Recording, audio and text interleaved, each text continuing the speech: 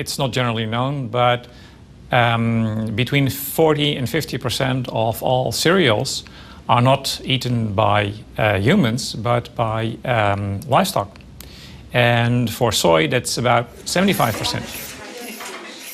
If you consider that it takes about 7 kilograms of grain, that's corn and soybeans, to just make 1 kilogram of beef, we're talking about hundreds and hundreds of hectares of soy being planted in former rainforest to provide meat. That's not a very efficient way of producing protein food.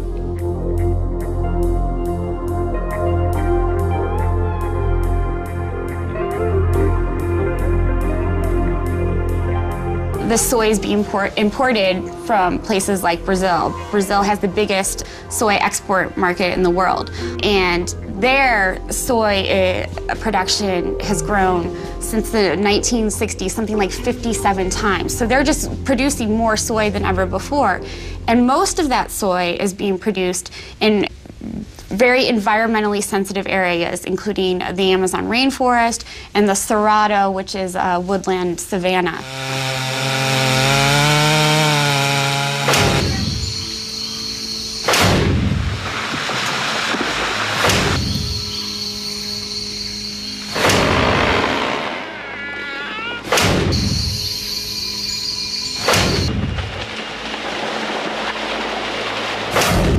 What can I say? It's a disaster.